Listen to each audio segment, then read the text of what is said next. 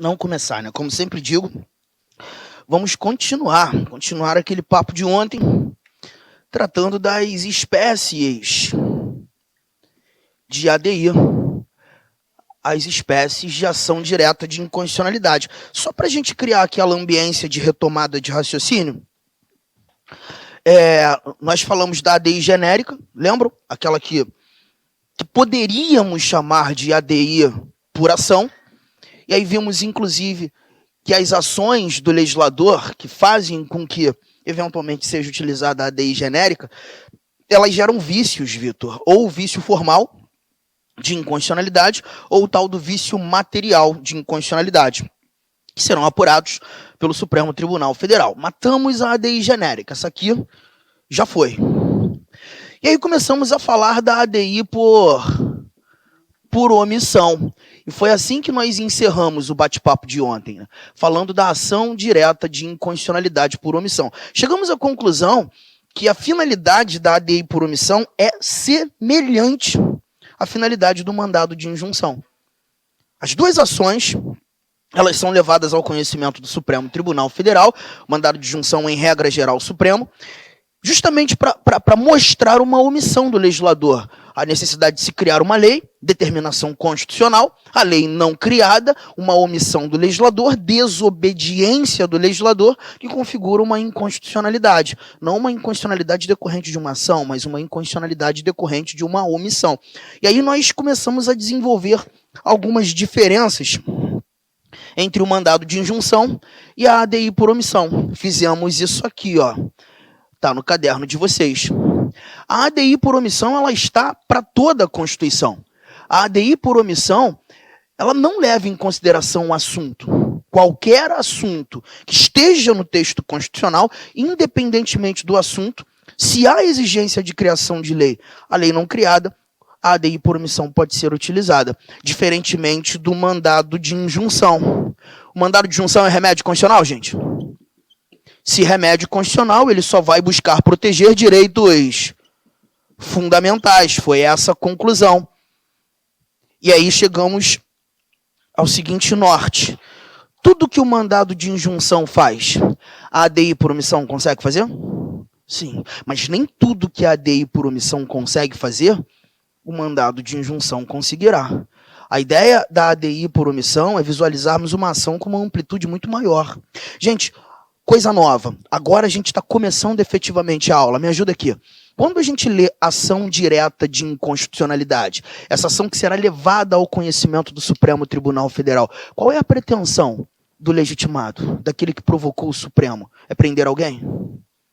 Ganhar dinheiro? Ou só fazer o controle?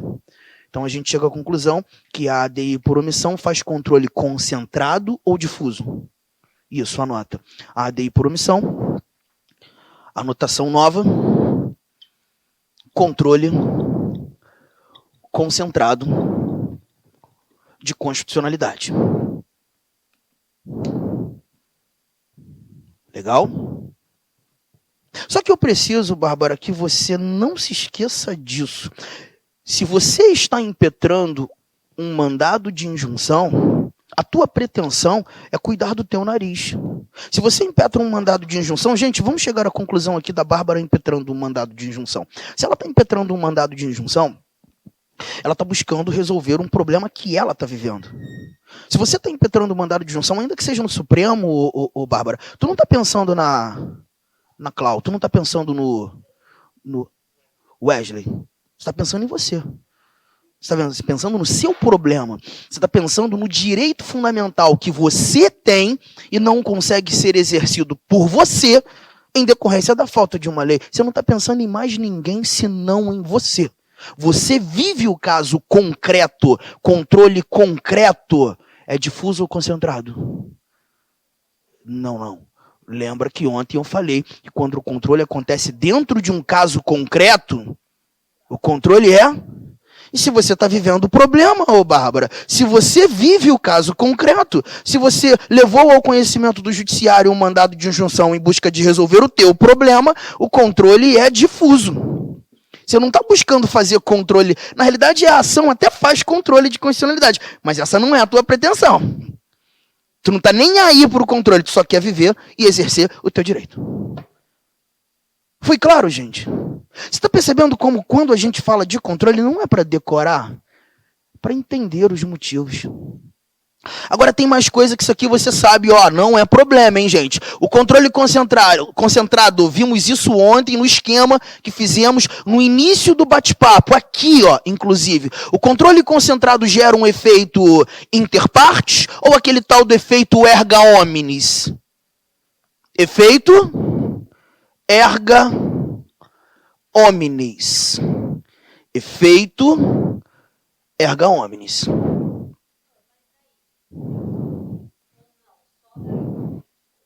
Em regra geral, o controle concentrado, ele vai gerar o efeito ex tunc, como regra.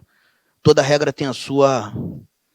O Poder Judiciário não pode ser engessado. Ele vai ter que levar em consideração a circunstância. A situação em que a lei se encontra. Por exemplo, eu não vou falar da ADI por omissão para te responder. Eu vou usar uma ADI genérica. Imagine você esse seguinte cenário. Deixa eu colocar aqui, ó. Seguinte cenário. Em 1990, olha quanto tempo, nasce essa lei aqui, ó. A Lei X. E essa Lei X, no âmbito do direito tributário, faz nascer um novo imposto. Juntos? Uma lei federal. E ela vai surtindo seus efeitos. Vai surtindo seus efeitos. Quando você chega em 2020, alguém vira para o Supremo Tribunal e fala assim: ih, Supremo, caraca, tá vendo aquela lei lá de 1990? Rapaz, ninguém percebeu, a lei é inconstitucional, a lei carrega vícios, ação direta de inconstitucionalidade. A pergunta é, se o Supremo entender que essa lei é inconstitucional, ela se tornou inconstitucional durante a sua vida ou ela nasceu inconstitucional? Então tudo que ela praticou deve ser considerado inconstitucional. Concorda comigo? Porque ela nasceu errada. Então, tudo que ela criou é errado. Mas perceba, numa situação como essa, se gerarmos o efeito ex tunc, era imposto. A administração teria que devolver tudo aquilo que conseguiu durante 30 anos. Tu acha que vai devolver? Está percebendo que nesse caso não é nem a falta de respeito para com a sociedade, mas é a segurança jurídica. Tu quebra o país. Não dá para fazer isso.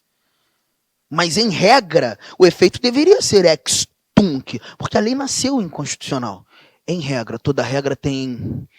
O Supremo Tribunal Federal, quando julga uma ação direta de inconstitucionalidade, é a Lei 9868, de 1999, que regula a ADI. Você não precisa se preocupar com essa lei, ao menos que você esteja sentada nessa sala estudando para um concurso jurídico, delegado, juiz, promotor, aí tu vai ter que enveredar um pouco mais. Mas nessa lei você toma conhecimento que o Supremo, quando julga uma ADI, por 2/3 dos votos dos seus ministros, 2/3 de 11, 8 votos, pode haver o que chamamos de modulação dos efeitos. O Supremo pode modular efeitos. Se porventura entender que, nesse caso, o efeito deveria ser ex nunc, não retroage, só daqui para frente. Quem pagou, pagou, quem pagou, chorou, quem não pagou, não paga mais. 2/3, modula, assim vai. Mas, como regra, o efeito deve ser ex tunc. Legal? Hã? É justamente isso que o Supremo vai ter que avaliar. A segurança jurídica entra em pauta. A segurança jurídica entra em pauta. O direito adquirido, ele pode ter sido adquirido com base numa lei inconstitucional. E se a lei é inconstitucional, há a ideia da retroação. Mas qual é o direito adquirido? Se retirar esse direito, será que teremos um prejuízo maior do que mantê-lo? Essa é a inteligência. Por que eu não consigo te dizer assim, vai ser ou não vai ser? Porque depende do caso. Depende do caso. É por isso que eu preciso te dizer, Vitor. O Supremo Tribunal Federal, quando faz controle de constitucionalidade, quando julga uma ADI, ele não é engessado. Existem regras, efeitos regras. Mas, eventualmente, esses efeitos podem ser modificados para aquele determinado caso, em decorrência daquela lei e toda a circunstância que ela envolve. Beleza? Respondido? Nada. Então vamos lá, vamos voltar. Olha para cá, mandado de injunção, controle difuso. Se o controle é difuso, ô Bárbara, e você que impetrou o mandado de injunção, anota aí, ó. O efeito é interpartes. Quando você impetra o mandado de injunção, esse remédio constitucional, a decisão do Supremo é para você. É para você. Mas aí vai ser necessário, por exemplo, o Vitor, entendendo que também deseja exercer o direito dele, ele vai ter que impetrar o mandado de injunção dele. É assim que funciona, Vitor. Se o Alex tem a pretensão também de exercer ele mesmo, é assim que funciona. Só que o Supremo Tribunal Federal, mais uma vez, é engessado? Pode modular efeitos? Pode modular efeitos, dependendo da circunstância, do caso concreto, da omissão legislativa. O próprio Supremo pode buscar dar uma solução àquele caso, estendendo o efeito para erga omnes. Foi claro ou não? Ó, vou trazer um exemplo mais prático. Eu, quando estava explicando o mandado de injunção aqui, conversando, não explicando, mas conversando sobre o mandado de injunção com vocês, eu falei sobre o direito de greve no serviço público, vocês lembram? Eu falei o artigo 37, inciso 7º, disse: o direito de greve será exercido nos termos e nos limites definidos em lei específica. E te contei que essa lei não existe. E o nosso poder legislativo ainda não criou a lei de greve para o serviço público. Mas também te contei, Maicon, que lá em 2007, o Supremo Tribunal Federal resolveu esse problema. O Supremo Tribunal Federal, julgando 3 mandados de injunção, que tratavam da mesma situação, direito de greve por serviços públicos, ou para o serviço público, foram 3 mandados de injunção impetrados por sindicatos de servidores. O Supremo pega a lei de greve da iniciativa privada, que já existia, e a adequa no serviço público. Mas essa decisão do Supremo não gerou efeito interpartes. O Supremo Tribunal Federal, nessa ocasião, modulou efeito. E entendeu que, nessa circunstância, o efeito não deveria ser interpartes, mas sim erga omnes, resolvendo já para um todo a adequação da lei de greve da iniciativa privada no serviço público. Você está percebendo como ele não é engessado? Mas a gente precisa partir para a prova com regras. Quais são as regras? A regra tu já está ligado. Mandado de junção faz controle de constitucionalidade, mas faz controle... E no controle difuso, a regra é o efeito ser... Beleza, é isso que você vai levar para a tua prova. Mas, qualquer um pode ajuizar ADI, gente? Não, você vai lembrar ainda da aula de ontem. Apenas os legitimados do artigo 103. Apenas os legitimados do artigo 103. Não lembro, Arthur, lembra sim. São os 3 caras... 3 mesas, 3 órgãos. 3 caras, 3 mesas, 3 órgãos. Falamos disso ontem. Agora, o mandado de injunção. Quem é que pode impetrar? Mandado de injunção cuida de direito fundamental? Você é titular de direito fundamental? Você pode correr atrás do teu prejuízo usando o mandado de injunção? Então, anote. Mandado de injunção será impetrado por titulares dos direitos fundamentais. Ou seja, nós. Cara, tudo que você precisava de diferença entre a ADI por omissão e o mandado de injunção está no teu caderno. E não se esqueça, o mandado de injunção faz controle de constitucionalidade, sim. Você estuda como remédio constitucional, mas é uma ação judicial vocacionada para o controle difuso. Engraçado que quando você pega alguns manuais de direito constitucional, Wellington, né? Por exemplo, um manual que eu gosto muito, cara. Não é o gostar da pessoa, é gostar do manual. O manual do Gilmar Mendes. Ministro Gilmar Ferreira Mendes, o manual dele é foda, cara. Cara, um manual de direito constitucional, para mim, um dos mais completos que tem. E engraçado que quando você estuda remédios constitucionais, no manual dele, o mandado de injunção não está lá.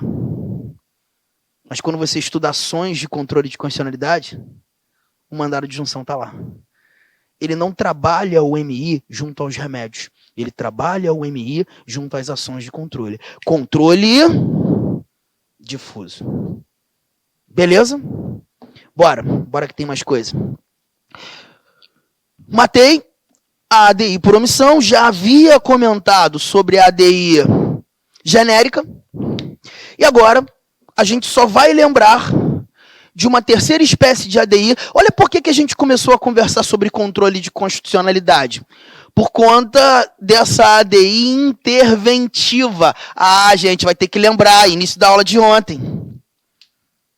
Se alguém está ajuizando a ADI interventiva, qual é a pretensão? Intervenção. Lembra, força a memória, não me deixe falando sozinho. Quem é que ajuiza a ADI interventiva? Só tem um cara. Deixa eu te lembrar.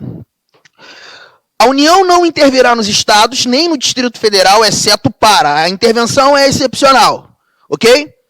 Quando o estado não cumpre regras de uma lei federal, quando o estado age e fere princípio sensível, lembram disso, gente? Quando o estado não cumpre regras de lei federal, quando o estado age e fere princípio sensível, você tem motivo de intervenção. Só que essa intervenção vai depender de alguém provocando o Supremo Tribunal Federal. PGR. O PGR é o único que pode ajuizar a ADI interventiva no Supremo Tribunal Federal. Posso apagar, gente? Então a gente vai lembrar que a ADI interventiva pessoal, isso aqui eu já conversei com vocês, não vou perder tanto tempo nessa explicação. Essa explicação está gravada. Se você está achando um pouco complexo, você vai ter que voltar lá no finalzinho do nosso estudo da intervenção e lembrar que quando rola, só vou anotar isso aqui, ó. Artigo 34, inciso 6º. Esse motivo de intervenção, que é quando o Estado não cumpre regras de uma lei federal. Ou, inciso 7º, quando o Estado fere princípio sensível, combinando esse nosso artigo 34, inciso 6º e 7º, esses motivos de intervenção, combinando com o artigo 36, inciso 3º, nós tomaremos conhecimento que o Procurador-Geral da República deve fazer uma representação ao Supremo Tribunal Federal, e o Supremo Tribunal Federal dando provimento a essa representação, a intervenção vai acontecer. Só que essa representação se dará por meio do ajuizamento de uma chamada ação direta de inconstitucionalidade interventiva. Se é ADI, se é ação judicial, merece julgamento do Supremo? Sim, Supremo julgando pela sua procedência, o Supremo vai determinar a requisição a quem decretar a intervenção? Requisição ao presidente da República. Porque é só o presidente da República que requisita. Ou melhor, só o presidente da República que decreta. Arthur, cria um contexto aí, cria um cenário prático, só para ficar mais fácil para mim agora. Então, solta a caneta aí. Vamos imaginar que o governador do estado do Mato Grosso não prestou contas. Ano que vem, a partir de fevereiro, iniciaremos um prazo de 60 dias para que o governador do teu estado preste contas do exercício de 2021 à Assembleia Legislativa. Aí o governador não vai prestar contas. Não vai apresentar as contas. E a submissão vai ficar. E aí o PGR, lá de Brasília, já olha para o Mato Grosso e fala, opa, o governador do Mato Grosso não prestou contas, prestação de contas da administração direta e indireta é violação a princípio sensível constitucional. Está no 34, inciso 7º. Bárbara, vamos lá no 34 rapidinho?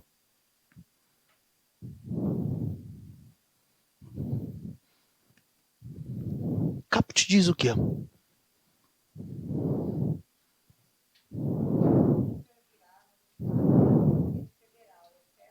Inciso 7º. Eu acho que é a letra D, não tenho certeza. Lê para mim. O governador não prestou conta? Acabou de ferir princípio sensível. Augusto Aras, procurador-geral da República, ajuiza no Supremo uma ADI interventiva. O Supremo, olha aqui, o governador lá do Mato Grosso na omissão. O governador do Mato Grosso não prestou contas e não tá nem aí para isso. Então, ó, ADI interventiva. Supremo vai analisar, Supremo vai tomar conhecimento que realmente o governador do Mato Grosso não prestou contas, vai julgar procedente, vai dar provimento. Esse provimento é nada mais que a requisição ao presidente da República. O presidente da República vai ser obrigado a decretar intervenção federal no estado do Mato Grosso. É só isso. Mas não só nesse caso. Você vai ter que lembrar que são, em todos os casos do inciso 7º, são 5 princípios sensíveis e também quando o Estado não cumpre regras de uma lei federal. Anota uma observação aí, por gentileza.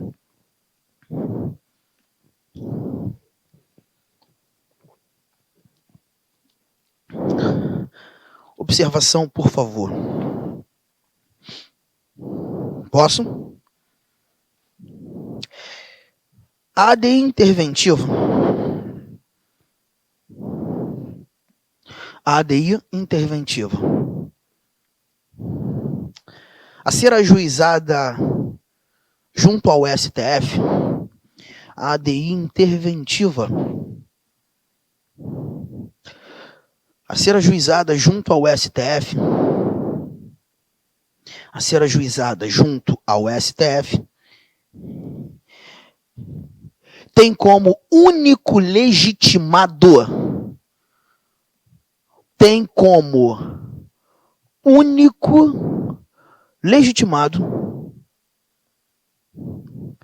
o PGR.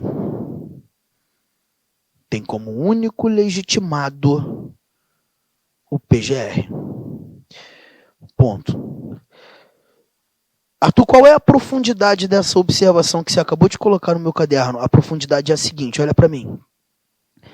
Quem pode ajuizar a ADI? ADI como um todo. ADI. Gente, tua resposta para mim tem que ser assim, ó, 3 caras, 3 mesas, 3 órgãos. Essa é a resposta. 3 caras, 3 mesas, 3 órgãos. Guarda isso. Legitimado, já paguei. Estava aqui, ó. Legitimados do artigo 103. 3 caras, 3 mesas, 3 órgãos. Presidente, governador, PGR. Mesa da Câmara, mesa do Senado, mesa de Assembleia Legislativa, Câmara Legislativa. Partido político com representação no Congresso Nacional. Conselho Federal da OAB. Confederações sindicais, entidades de classe de âmbito. 3 caras, 3 mesas, 3 órgãos. Só que, se é ADI interventiva, essa lista enorme se restringe a um cara só. A espécie de ADI interventiva só será ajuizada pelo PGR. Então esse lance, Vitor, de 3 caras, 3 mesas, 3 órgãos, servirá para ADI genérica e para ADI por omissão. Porque a ADI interventiva, essa única espécie de ADI, só pode ser ajuizada pelo PGR. Firmeza, gente. Espécies de ADI. Fechei, Letícia. Agora eu quero que vocês venham aqui comigo.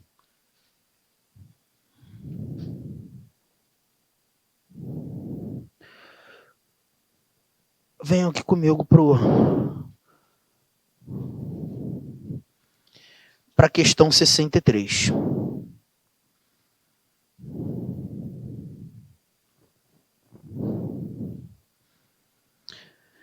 Vamos juntos aqui? Vamos entender a história. O que o nosso examinador nos conta? Olha aqui, ó. Determinada causa foi iniciada ou foi inicialmente ajuizada perante um juízo de primeira instância e após regular tramitação, com prolação de inúmeras decisões e a interposição de diversos recursos, foi encaminhada ao Supremo Tribunal Federal sob o argumento de que certa lei editada pela União era inconstitucional. Cara, eu começo a ter a rima, porque é muito lindo isso. Olha para esse enunciado, para esse primeiro parágrafo e me diz, tá no Supremo a brincadeira. Mas o Supremo está fazendo controle concentrado ou difuso aí? Difuso. Aí você me pergunta, por que o Wesley respondeu assim, bate pronto? Parece até o Hulk batendo na bola. Porque começou na primeira instância, cara. E se o processo começou na primeira instância, uma certeza tu já tem que ter. Essa ação não começou pro controle. Tem coisa que o teu examinador te conta, só que a gente não percebe. A ação não começou pro controle. Se chegou no Supremo, chegou via recurso. E chegou recurso no Supremo preso a um processo da primeira instância, cara. Foi ou não foi? Cara, isso é muito lindo. Determinada causa foi inicialmente juizada perante juízo de primeira instância, após regular tramitação com a prolação de inúmeras decisões e interposição de diversos recursos, foi encaminhada ao Supremo Tribunal Federal sob o argumento de que certa lei editada pela União era inconstitucional. Aí, bora. O tribunal, pela unanimidade dos seus membros, reconheceu o vício de inconstitucionalidade da lei e deu provimento à pretensão formulada pelo autor da ação. Decisão esta que transitou em julgado em 2006.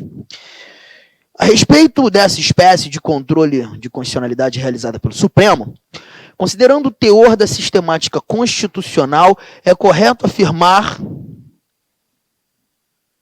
letra A.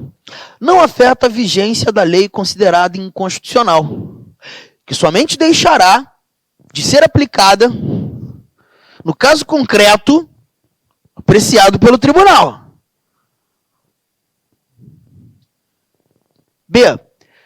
Deve necessariamente, por se tratar de decisão definitiva de mérito, produzir a eficácia contra todos e efeito vinculante, excetuando-se o poder legislativo.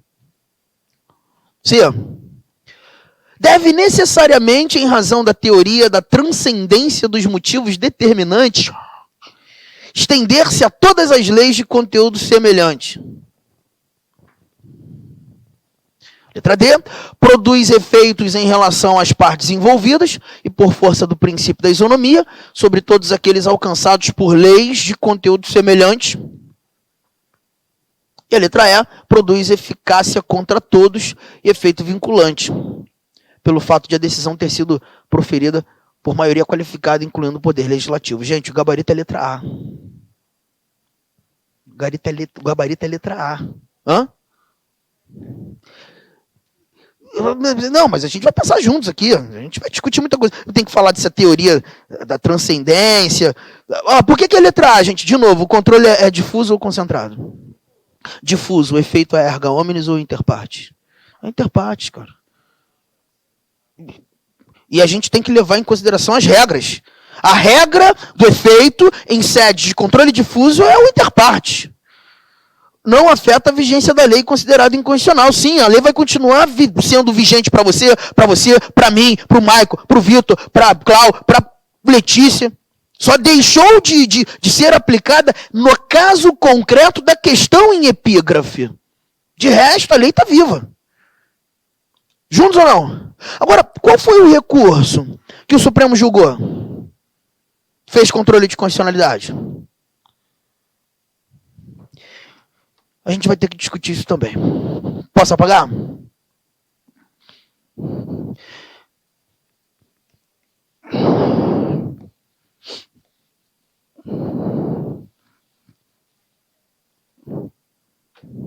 Vem pra cá. Se liga. Wesley, teu processo começou aqui na primeira instância, vamos criar aqui um processo. Wesley me processou, primeiro grau de jurisdição, tá lá nas mãos de um juiz de direito, a relação jurídica que a gente criou e eu te gerei um prejuízo, muito parecido com o que eu fiz com a Michelle, né? Eu tô só gerando prejuízo às pessoas aqui, agora foi você. E aí, você me processou, cara. Na primeira instância, tu conseguiu arrebentar um dinheiro. 700 mil reais. Fica feliz? 700? Aí, só até fogos aí, ó. 700 mil reais. Só que, Wesley, não fique tão feliz, porque a gente está na primeira instância. E eu não sou maluco de não recorrer. É óbvio que eu vou interpor um recurso, vou trazer o processo aqui para o Tribunal de Justiça. E você é totalmente irrazoável aqui no meu exemplo, tá? Vou dizer que o TJ, a Câmara que julgou aqui o recurso, diminuiu a indenização de 700 mil reais para 7 mil reais. Tá feliz? Tá bem bolado, né? O Séptimo não tá feliz mesmo. A pergunta que fica é, gente, ainda existe estrutura judiciária aqui? Sim, nós ainda temos uma instância superior, não é isso? Nós ainda temos um STJ, aqui ainda temos um ST... Eu vou fazer duas perguntas. Wesley pode recorrer para rediscutir o mérito? Mérito, falei mérito. Ele pode recorrer ao STJ ou ao STF para rediscutir o mérito? A resposta é não. Mérito acabou. Mérito só se discute 2 vezes, nas 2 primeiras instâncias, Alex. É por isso que você já deve ter ouvido falar do chamado princípio do duplo grau de jurisdição. Quem já estuda aqui já viu isso. Princípio do duplo grau de jurisdição. Deixa eu trazer essa querida para cá. Duplo grau. Discutir o mérito quantas vezes, gente? 2 vezes. O mérito foi discutido na primeira instância? Foi ou não foi? E aí alguém me pergunta, Arthur, mérito, o que seria um mérito? Mérito nada mais é, Michele, do que o objeto que fez nascer a ação. O problema que a gente viveu. Esse problema, o mérito da ação, foi discutido na primeira instância. Na primeira instância, o mérito, aos olhos desse cara, valeu 700 mil reais. Mas o mérito foi rediscutido na segunda instância, duplo grau de jurisdição exaurido e esgotado para o TJ, para os desembargadores, o problema valia 7 mil. Acabou, mérito acabou. Não vai poder recorrer ao STJ, tampouco ao STF, para rediscutir mérito. Mérito acabou. Agora, se eu fizesse a seguinte pergunta, Wesley pode recorrer ao STJ? Pode. Pode recorrer ao STF? Pode. Você fala, mas não estou entendendo, doutor. Na primeira vez você falou que não pode. Agora pode? Porque na primeira eu falei se ele poderia recorrer para discutir mérito. Mérito acabou.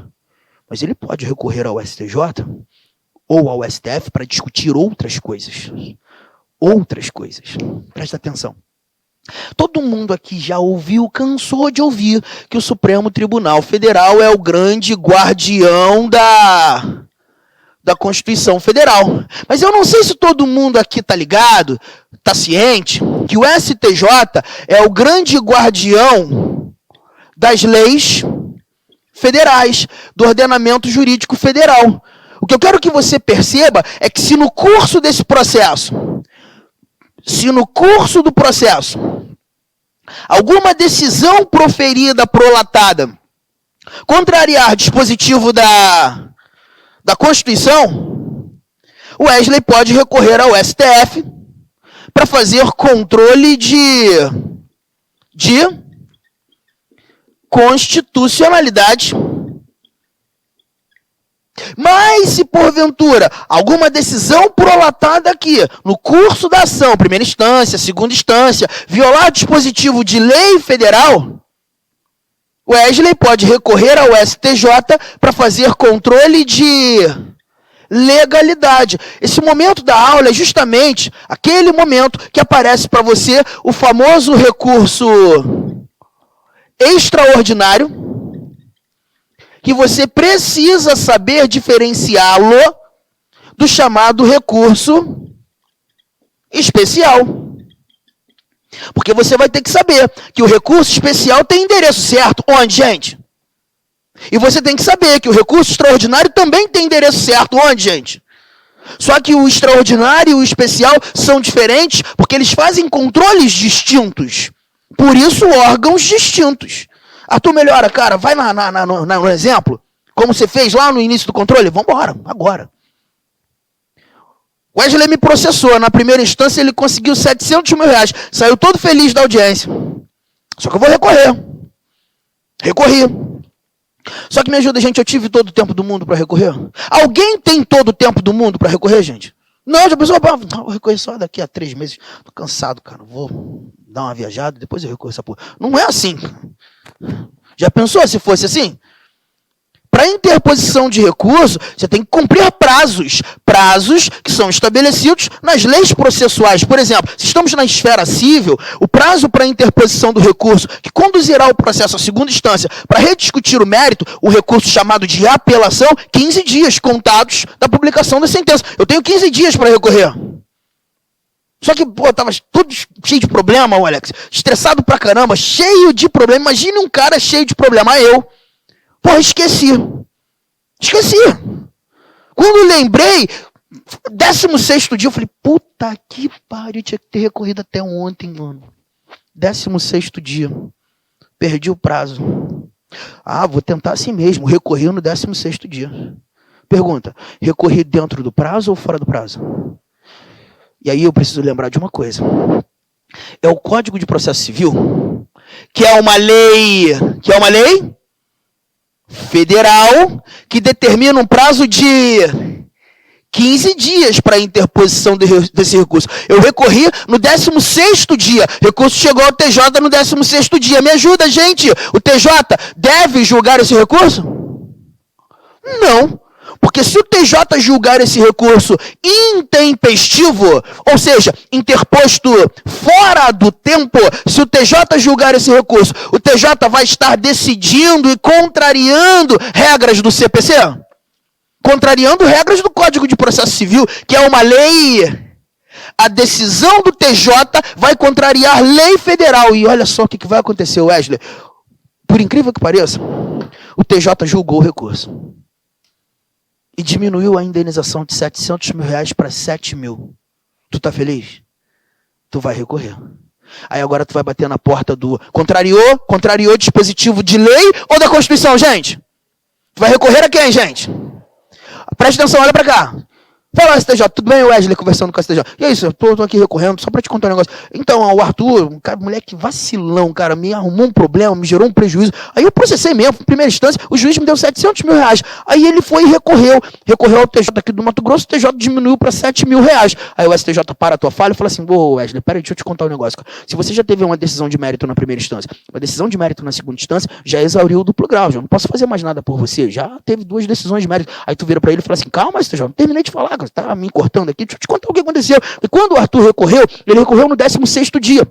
Ou seja, ele recorreu fora do prazo. E aí o Código de Processo Civil, que é uma lei federal, que determina 15 dias, foi contrariado pelo TJ. Me disseram, STJ, que você é o grande guardião das leis federais. Eu não estou aqui para examinar o mérito, o problema que eu vivi com o Arthur. Não, eu estou aqui para você examinar se essa decisão contrariou ou não a lei. É controle de legalidade, não é exame de mérito.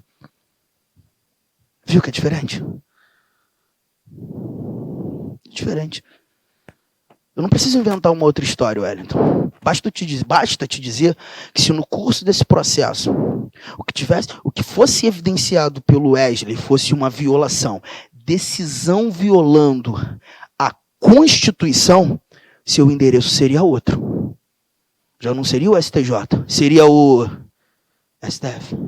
Já não seria recurso especial, seria o extraordinário. Ficou claro isso? Ficou ou não, gente? É assim que funciona.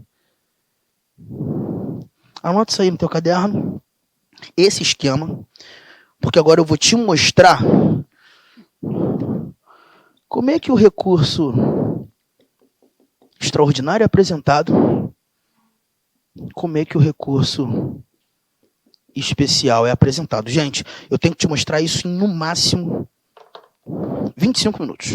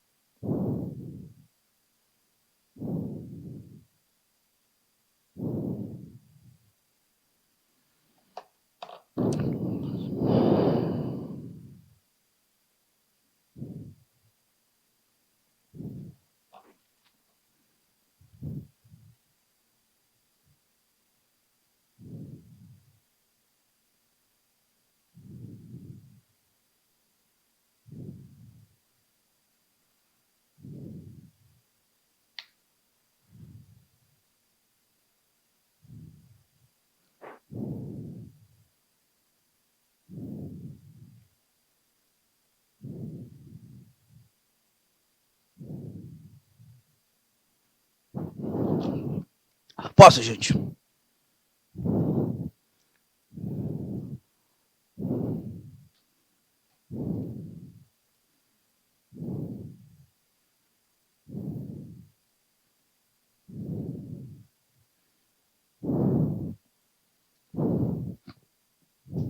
Bom, vamos lá.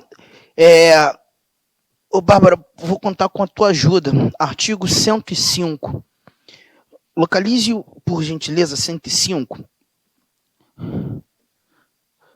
Caput, diz o quê? Compete ao STJ. Então, nós vamos falar do STJ julgando tal do recurso especial. E a gente já sabe que o STJ, quando julga esse recurso, faz controle de legalidade. Eu preciso te mostrar isso aqui só para evitar um problema. E a leitura, artigo 105, inciso 3º. O que a gente vai encontrar nesse inciso 3º? Bárbara vai perceber ali que nós temos 3 alíneas. Na linha A, isso aqui é uma legenda que eu quero que esteja no caderno de vocês, tá, gente? Nós iremos escrever Lei Federal, Tratado Internacional. Lei Federal, Tratado Internacional. Só vai escrever isso. E aí eu vou te explicar depois nas remissões. Na letra B, a linha B, você vai lançar assim, ó, ato de governo local, ato de governo local, sendo contestado em face de uma lei federal. Só vai escrever desse jeito, ato de governo local versus lei federal. E na letra C, que é a última linha, a gente vai lançar isso aqui, ó, pacificação interpretativa acerca de divergências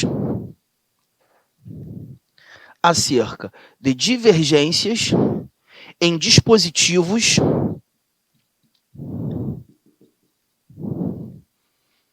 de lei federal. Isso aqui é uma legenda, cara, isso aqui ajuda muito a gente, mas muita coisa de verdade. É o que eu quero que você tenha aí no teu caderno. Lei federal, tratado internacional, ato de governo local versus lei federal, pacificação interpretativa acerca de divergências em dispositivos de lei federal. Para quem está com o artigo 105 aberto, inciso 3º, na linha C, está lendo uma redação muito diferente daquela que está no quadro.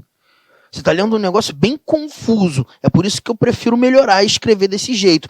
Você está lendo assim, ó, dera a lei federal interpretação divergente daquele haja atribuído outro tribunal. Cara, isso é muito confuso de se interpretar. Então aqui a gente mostra de uma maneira diferente, vai ficar mais fácil. Tá? Mas anota aí. Anota aí. Bom, vamos começar aqui a nossa brincadeira.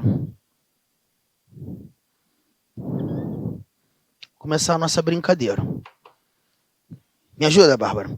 Compete ao STJ, inciso 3º. Cara, esse início, essa introdução do inciso 3º é de suma importância ser entendido. Conta.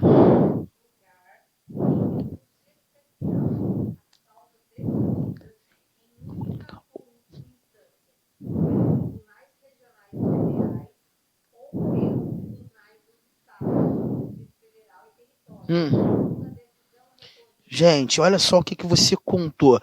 Compete ao Superior Tribunal de Justiça julgar recurso especial as causas decididas em única ou última instância pelos tribunais regionais federais, pelos tribunais dos estados, Distrito Federal e territórios, quando a decisão recorrida... Então já estou percebendo, galera, que eu só vou levar recurso especial ao STJ de decisões que aconteceram no TJ, de decisões que aconteceram no...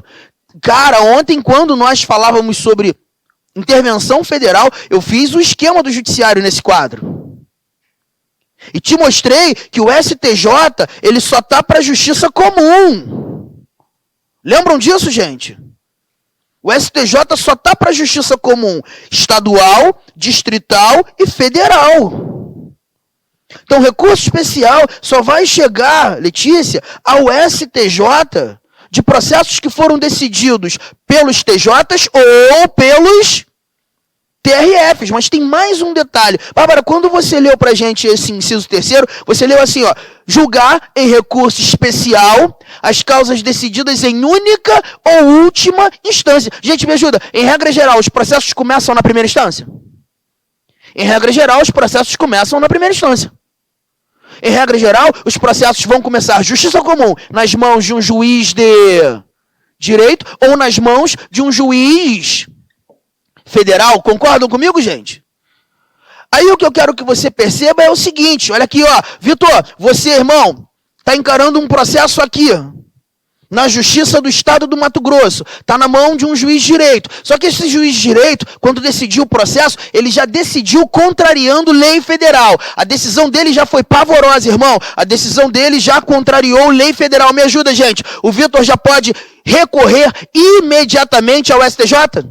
Não. Ele vai ter que passar por essa última instância. Começou na primeira, tem que passar pela última instância antes do STJ. A última instância antes do STJ é a segunda. Você vai ter que tentar resolver o seu problema primeiro no TJ. Se você não conseguir resolver o seu problema no TJ, aí sim você vai pro STJ. Agora me ajuda, tem processo que já começa na segunda instância? Tem ou não tem? Claro que tem. Pô, tu me dá um exemplo aí. Tô nem imaginando. Hã? Contra o prefeito. Se o teu prefeito cometer um crime, o julgamento dele já começa no TJ. Não passa pela primeira instância. Ele já vai ser julgado pelos desembargadores do teu TJ. Aí, olha aqui, ó. O processo dele já começa aqui, ó. Na segunda instância. Agora, Arthur, se o TJ, julgando esse processo, que começou aqui, decidiu contrariando lei dessa única instância, eu já posso vir para o STJ, gente? Posso ou não posso? Então, Bárbara, lê de novo esse inciso terceiro com bastante calma. E se você puder, você também vai olhando para esse quadro, vai lendo pausadamente e olhando para o quadro, vai.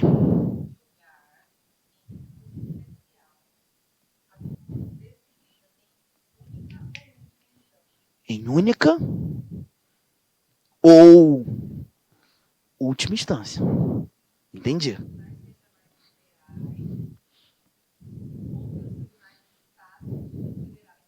Entendi o que ele quis dizer. Não dá para ir da primeira instância diretamente para o STJ. Eu vou ter que exaurir o duplo grau. Eu vou ter que passar pela segunda. Foi ou não foi? Quando a decisão recorrida, letra A, me dá o primeiro motivo para usar o recurso especial. Cara, tem questão que é presente de Deus. Porque se no curso do processo, olha para cá, se no curso do processo uma decisão contrariar lei federal, se no curso do processo uma decisão contrariar lei federal, é lei, gente. Controle de legalidade ou controle de constitucionalidade? Legalidade. Recurso especial ou extraordinário? STF ou STJ? Ah, mas não é possível, Arthur, que uma questão vai ser assim. Olha para o quadro. Melhor coisa é te mostrar. Uma questão que poderia ser um problema para muita gente. Para você não pode ser. Lê comigo. Questão 27. Olha aqui. E olha como o examinador te conta tudo. Após regular tramitação, Pedro não obteve êxito em primeira e em segunda. Já rolou o exaurimento do duplo grau? Passamos pela primeira e pela segunda? Existe a possibilidade de bater na porta do STJ? Existe a possibilidade de bater na porta do STF? Mas só para fazer controle de... Ou controle de... vamos ver o que o examinador vai contar pra gente então, que já tá fácil. Pedro não obteve êxito em primeira e segunda instâncias na ação judicial que ajuizara perante a justiça comum em face de Antônio. O advogado de Pedro, por entender que a decisão proferida afrontava Preciso continuar lendo? Vou para onde? Tem essa resposta aí? Gente, pelo amor de Deus, isso não é difícil. Isso é lógico demais. Foi ou não foi? Só que em vez de falar lei federal, pode ser que o teu examinador fale tratado internacional. E aí o tratado pode ser um problema. Vamos lá. Vamos lá. Abaixo disso tudo aqui, você vai lançar a remissão, a observação, a letra A. Só para deixar teu caderno organizado, eu não queria ficar enfiando nada ali. Aí tu faz a remissão. A letra A, artigo 105. Que observação é essa? Nós iremos conversar sobre equiparações dos tratados internacionais. Equiparações dos tratados internacionais. Assunto que para a segurança pública é muito importante. Preciso lembrar que como regra, tratados internacionais, estou falando como regra, tratados internacionais são equiparados ao que mesmo, lembra? Você lembra? Como regra? Lei ordinária federal. Como regra, tem força de lei. Gente, olha para cá. Se uma decisão contrariar lei federal, é controle de quê? Legalidade. Se contrariar tratado internacional, aqui pela mesma lógica, vai ser controle de quê, gente? Então esse tratado tem força de quê, gente? Tem força de lei. Concordam comigo? Prova difícil derruba muito candidato que só decora. Você quer ver? Gente, se esse tratado internacional está dentro do nosso ordenamento jurídico, surtindo efeitos para nós, ele foi celebrado pelo presidente da República e foi aprovado pelo Congresso Nacional. Artigo 84, rapidinho. Artigo 84. Caput. Pode. Inciso 8º.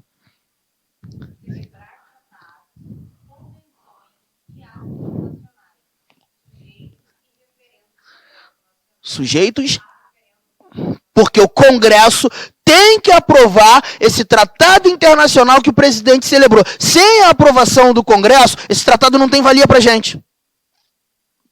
O presidente celebra como chefe de Estado e o presidente e o Congresso aprova. Agora, se o Congresso vai aprovar, e olha para o quadro, gente, esse tratado internacional, como regra geral, tem força de quê? Se esse tratado vai passar pelo Congresso, vai ter que encarar as duas casas?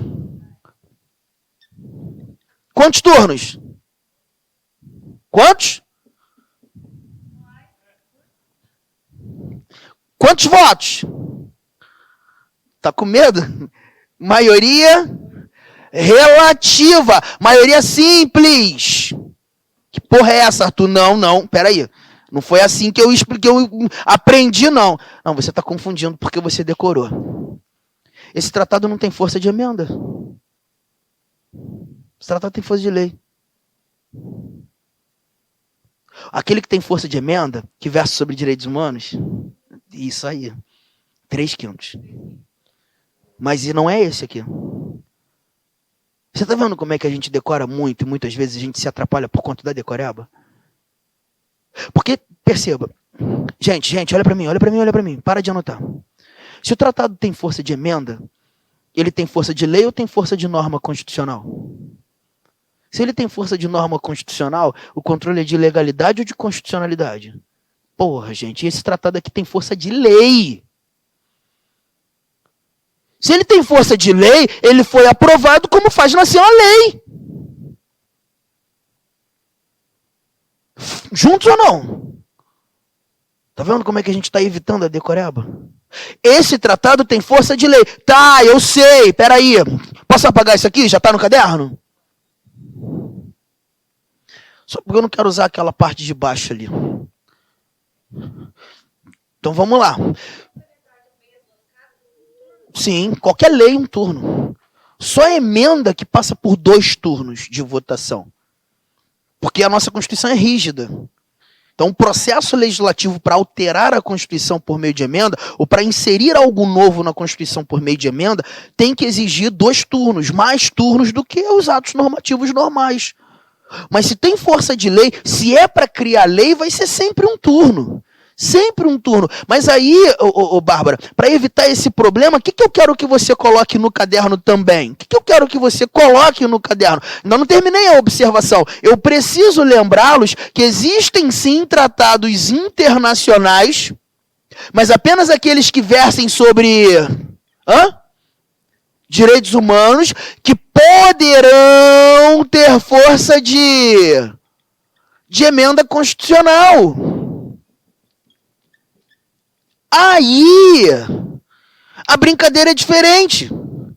Porque tu não está buscando dar equiparação de leizinha. Tu está buscando dar equiparação de norma constitucional. Tem supremacia constitucional. Vai ter que passar pelas 2 casas? Sim. Quantos turnos? Agora sim, 2 turnos. E você não vai ter aquela tal da maioria simples, a tal da maioria relativa. Aqui você tem a exigência, falei disso, quando dá aula de responsabilidade do presidente. Sempre quando a Constituição estabelece uma fração, essa maioria tem que ser chamada de qualificada. Maioria qualificada em 3/5 dos votos dos membros. Você está percebendo que o processo legislativo aqui ele é mais difícil, dificultoso, mais solene, mais robusto? Aí eu tenho que estar preparado, Alex, para um questionamento do meu examinador. Qual, Arthur? Como, Arthur? Estou preocupado. Não precisa ficar preocupado.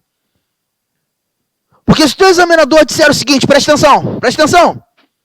No curso de um processo, determinada decisão violou dispositivo de um tratado internacional que versa sobre direitos humanos e que foi aprovado nas 2 casas, 2 turnos, 3/5. Teu examinador está te contando alguma coisa muito importante? Tá. Teu examinador está te contando que esse tratado internacional não tem força de lei. Está contando que esse tratado internacional tem força de... E se ele foi contrariado, o controle é de legalidade ou de constitucionalidade? O recurso é especial ou extraordinário? O endereço é STJ ou STF? Michele me pergunta, Arthur, e se meu examinador não me disser nada? Não chora não, olha pra cá. Se o meu examinador só falar assim, ele só vai falar assim, que no curso de uma ação, no curso de um processo, a decisão contrariou o tratado. A decisão contrariou um tratado internacional. Não falou mais nada. Só falou que contrariou um tratado internacional. Gente, olha para esse quadro. Qual é a regra? Ter força de emenda ou ter força de lei? Se não falou nada, só falou tratado. Tem força de lei ou tem força de emenda? De lei. O controle é de constitucionalidade ou de legalidade? O recurso é o especial, o endereço é o... Porque isso aqui é regra. Foi ou não, gente? Se o teu examinador não te disser nada, não suponha. Leve a regra. Quer ter força de lei. Controle de legalidade. Recurso especial. Me diz uma coisa, na prova de vocês cai direitos humanos? É porque tem muita polícia civil aí, Brasil afora, que tá cobrando. Porque vai ser importante, se porventura pintar direitos humanos, você saber que no teu ordenamento jurídico só existem 3 tratados internacionais com força de emenda. Só 3. Qualquer outro tratado sobre direitos humanos que está no teu ordenamento jurídico não tem força de vento, só 3 tem. Tá? Isso vocês verão, se porventura pintar direitos humanos na aula de direitos humanos. Aqui é isso que a gente precisa.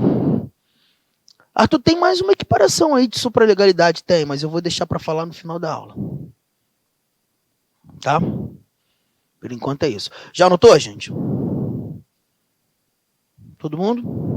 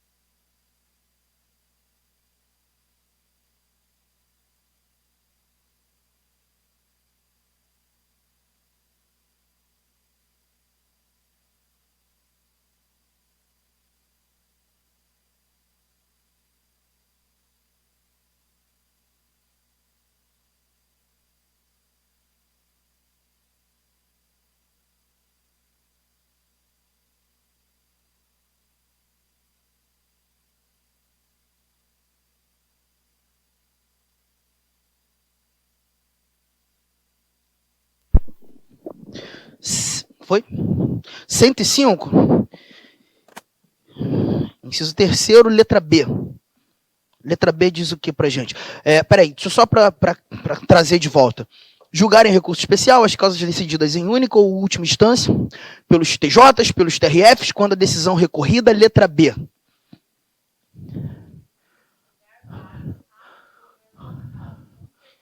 O que está acontecendo aí? No curso de um processo, está sendo discutido a validade de um ato de governo local. E quando você lê ato de governo local, lembre de ato administrativo. Ato de governo local nada mais que um ato administrativo. Está sendo discutido a validade de um ato administrativo frente a uma lei federal. Por exemplo, eu sou a parte do processo, Alex. Eu estou mostrando para o juiz que aquele ato administrativo é horroroso. Viola o que está escrito na lei federal. Só que o juiz está tipo, não, tudo está errado, Arthur. O ato administrativo não tem nada de errado. O ato administrativo está perfeito. E aí o juiz julgou válido esse ato de governo local que está sendo contestado em face de uma lei federal. Me ajuda aí, gente. Vai resolver isso pela hierarquia. Entre um ato administrativo e a lei, existe hierarquia? Sim ou não? Quem fala mais alto? Controle de? Só isso. Vai lá no artigo 102. Deixa eu te mostrar uma outra coisa. Artigo 102. Caput.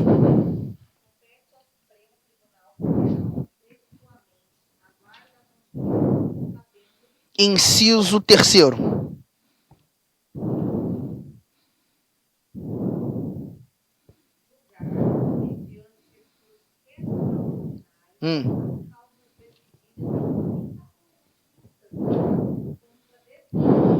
Interessante que você fala novamente última ou única instância. A gente já entendeu. Que perceba, para chegar ao Supremo, eu vou ter que passar pela segunda instância? Vai ter que exaurir o duplo grau, não tem jeito. Se a violação à Constituição aconteceu na primeira instância, Cláudio, inevitavelmente, você vai ter que passar pela segunda, tentar resolver teu problema na segunda instância. Se você não conseguiu resolver o seu problema nas duas primeiras instâncias, aí é Supremo. Só que aqui você não está dizendo de onde é que está saindo o recurso. Porque o STF só está para a justiça comum ou o STF está para todo o judiciário, gente? Recurso extraordinário sai da Justiça do Trabalho, sai da Justiça Eleitoral, sai da comum, sai de tudo quanto é cantor. O Supremo está para todo mundo. Julgar em recurso extraordinário as causas decididas em única ou última instância, quando a decisão recorrida, letra C.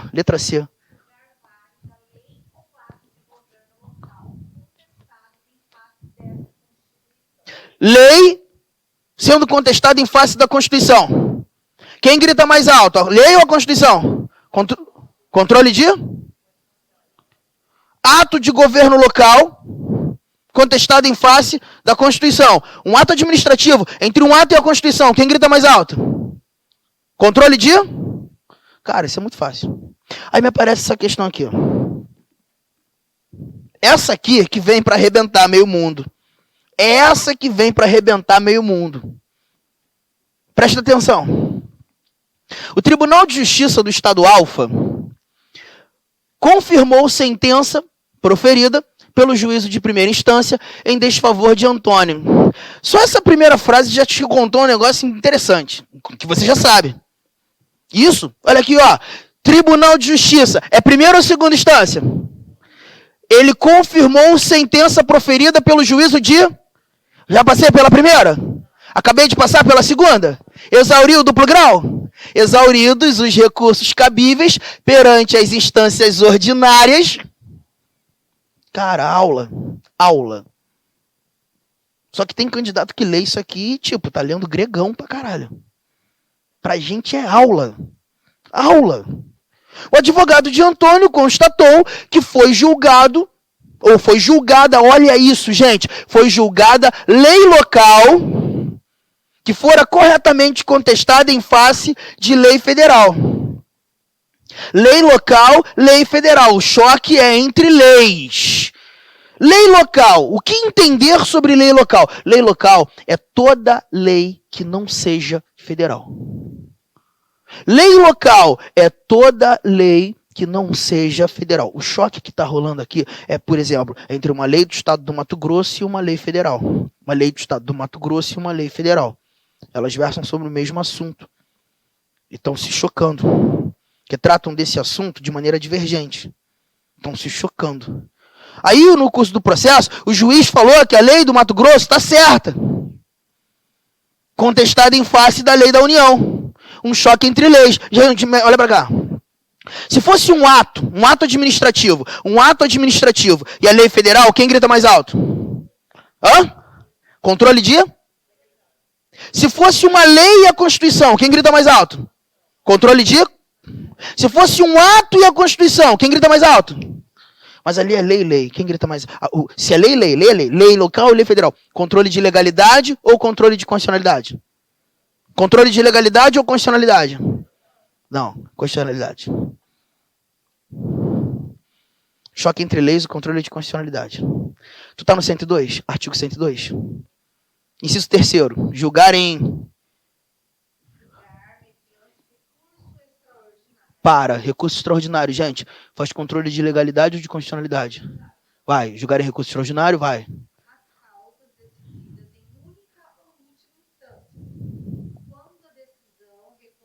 Letra D, a última letra.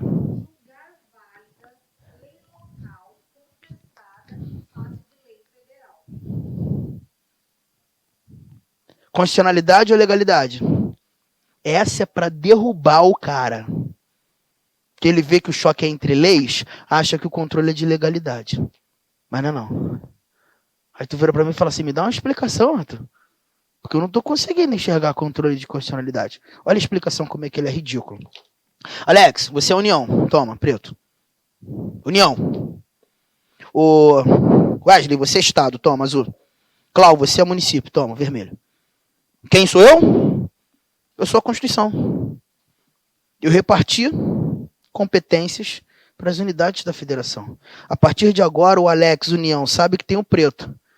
O Wesley, Estado, sabe que tem o azul. Clau, município, sabe que tem o vermelho. Se amanhã, Letícia, me chegarem os 3 aqui, 2 deles segurando a mesma cor de caneta na mão, um tá fazendo merda? Tá ou não tá, gente? Quem? Fala, não sei, tu não falou qual é a caneta? Então, a gente vai ter que analisar o caso concreto. Porque se você chegar com a caneta azul na mão, União, amanhã, é tu que tá fazendo merda, porque a caneta azul é do Estado. Mas se ele chegar com a caneta preta na mão, o Estado que tá fazendo merda, porque preta é da União. Gente, não dá para dizer, seria a maior maluquice dizer que existe hierarquia entre as leis. Não existe hierarquia entre as leis.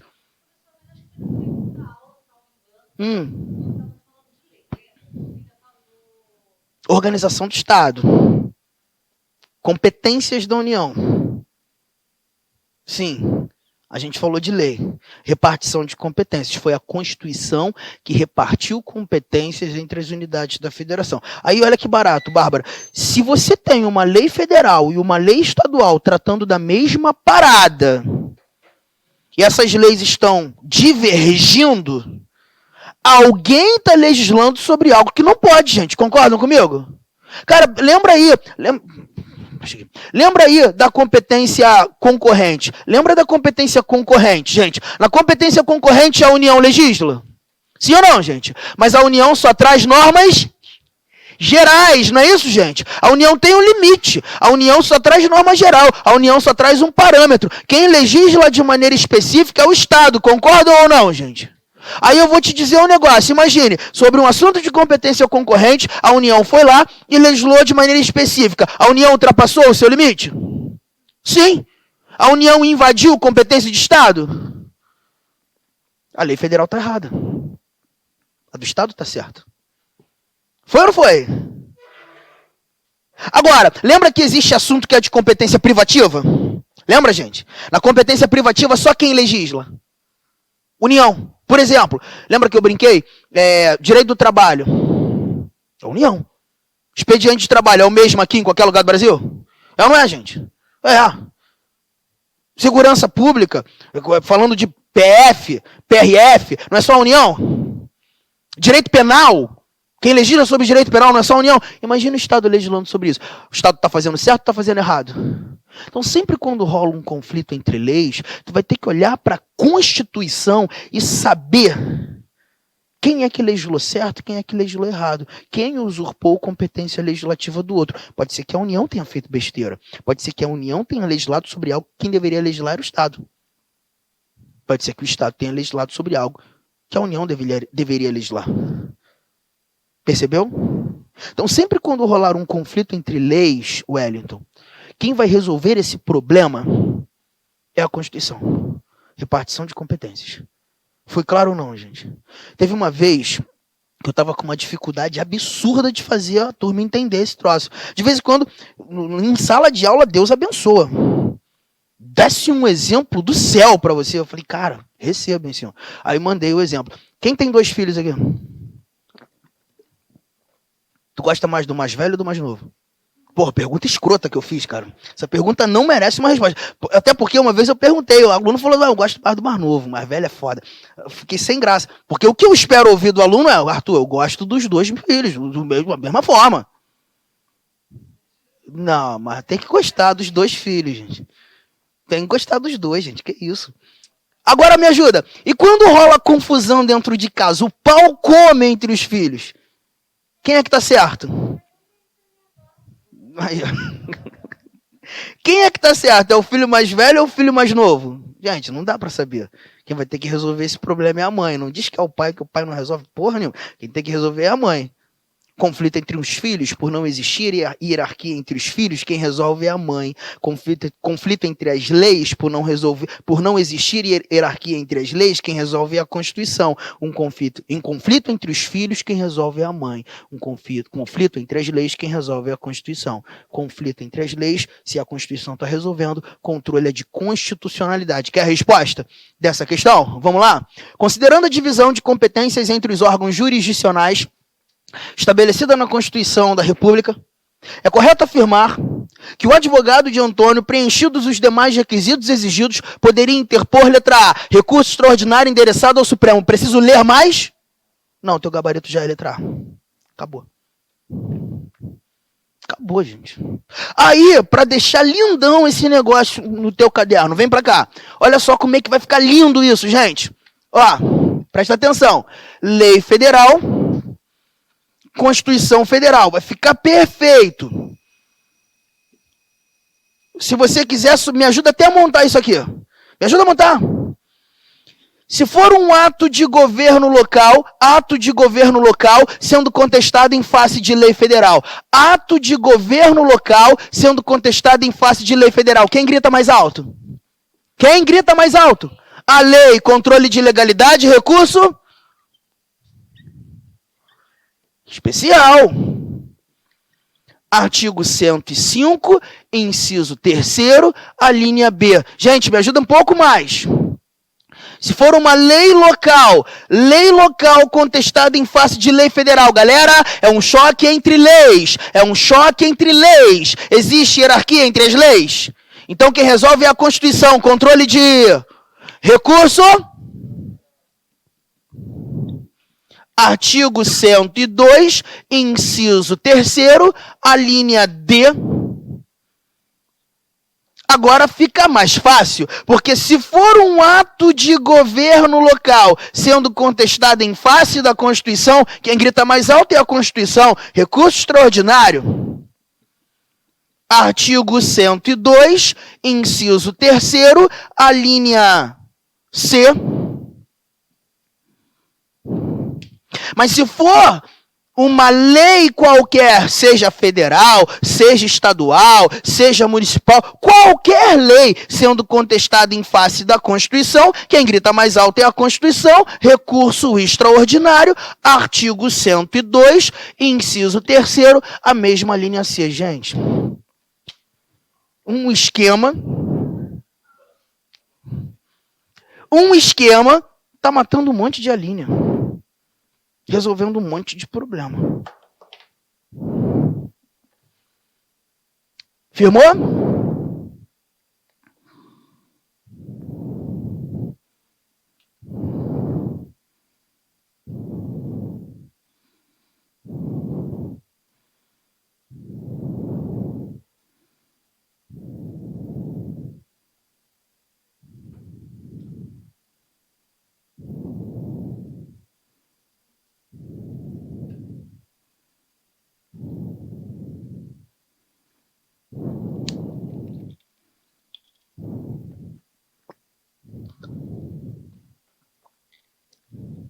Assim que se terminar essa anotação do esquema, volta lá para aquela legenda que a gente fez, A, B, C, lembra?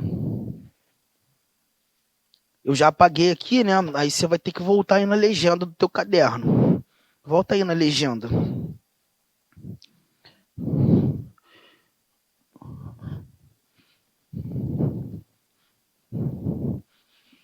Voltaram?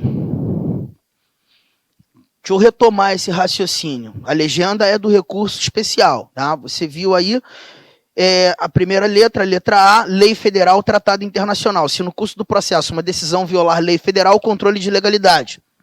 Se no curso de um processo a decisão contrariar tratado internacional, tratado, só falou tratado, controle de legalidade. Letra B, da legenda, você está vendo aí, ó. Ato de governo local sendo contestado em face de controle de legalidade, recurso especial. Ok? E aí na letra C da legenda, você escreveu assim, ó, pacificação interpretativa acerca de divergências em dispositivos de lei federal. Mas, Bárbara, como é que está escrito aí na letra C? Do artigo 105, inciso 3º. Está escrito diferente? Está escrito o quê?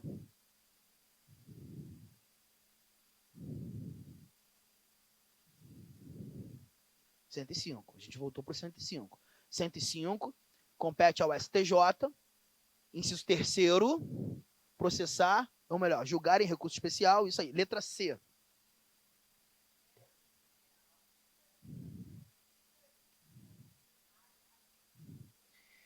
Isso é motivo de recurso especial. Eu só tenho que entender o porquê. Der a lei federal interpretação divergente da que lhe haja atribuído outro tribunal. Cláudio, vem para cá. Você tem um processo tramitando na primeira instância.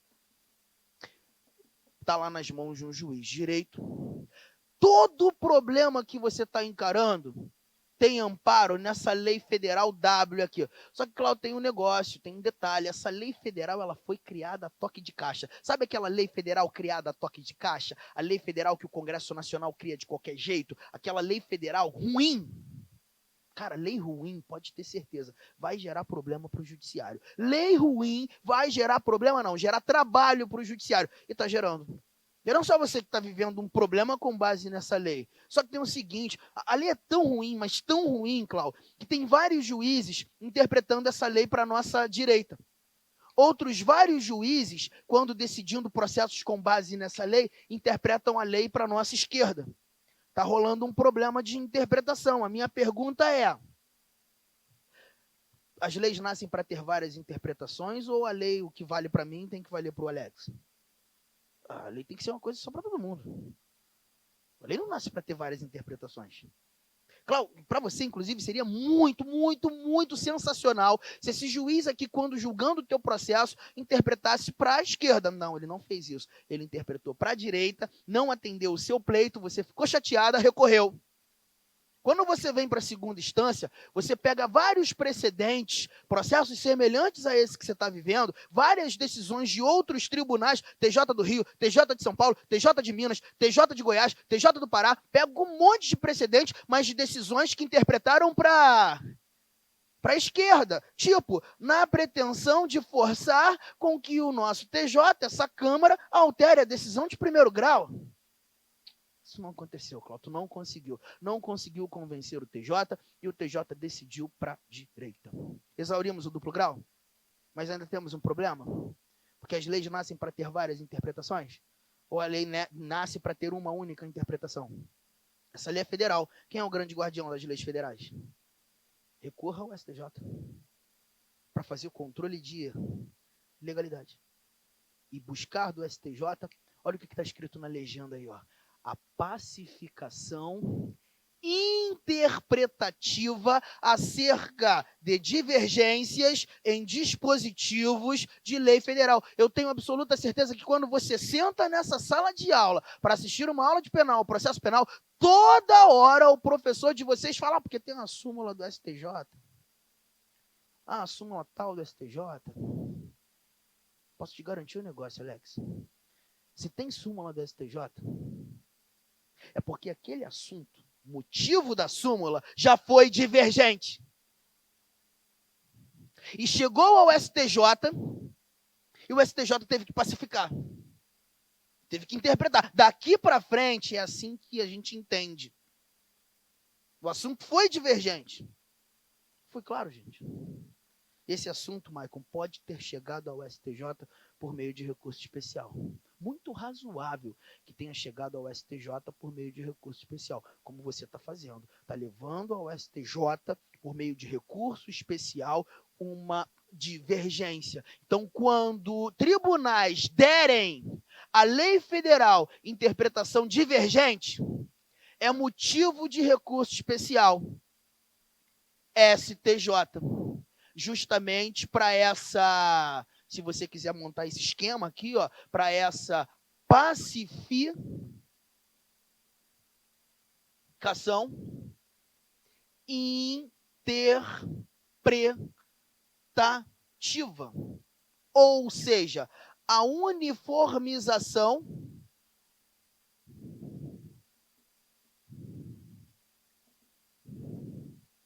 da interpretação.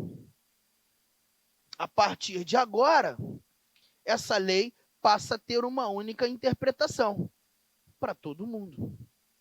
É o que a gente acabou de conferir. Recurso especial. Tudo bem, gente? Cara, você só usa recurso especial por esses três motivos que eu te contei. Não existem outras ocasiões para utilização de especial, cara. Especial é o mais fácil que tem. Não sei se o especial é mais fácil que o extraordinário. O extraordinário também vai ser muito fácil. Muito fácil. Você vai ver só. Só que para o especial, eu já vou montar aqui, melhor, para o especial não, para o extraordinário. Eu já vou montar a legenda. Eu posso montar a legenda antes do nosso intervalo? Aí eu deixo a legenda aqui, você anota.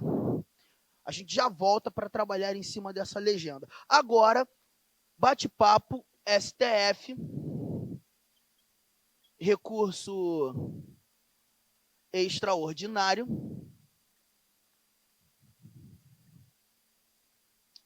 Se é recurso extraordinário, o controle é de quê, gente? De constitucionalidade. E essas informações nós retiraremos, nós vamos extrair do artigo 102, inciso 3º. Você tem 4 alíneas nesse 102, 4 alíneas. Olha, eu vou te contar um negócio. 3 alíneas já foram resolvidas por nós aqui. 3. Na realidade, as 4. Mas 3 a gente já tratou.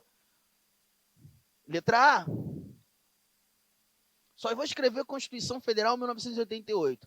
Letra B é a que a gente ainda não viu, mas já entende com o caminho. Vai ser estranha a anotação, mas calma, eu vou resolver depois do intervalo. Declaração de inconstitucionalidade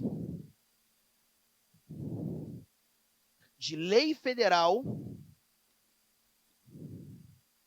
ou de tratado internacional. Juro para você que a gente volta falando muito dessa letra B. Mas a letra C a gente já falou. É a lei ou ato de governo local versus a Constituição. Quer ver? Entre a lei e a Constituição existe hierarquia? Constituição, recurso extraordinário. Entre o ato e a Constituição existe hierarquia?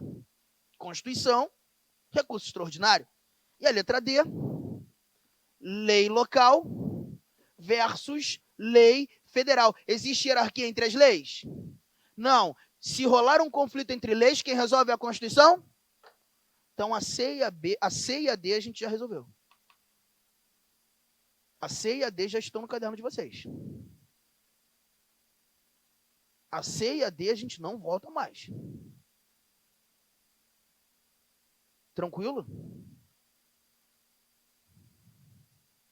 Ah, a letra A também é ridícula, né, Arthur? É, a letra A é bem ridícula.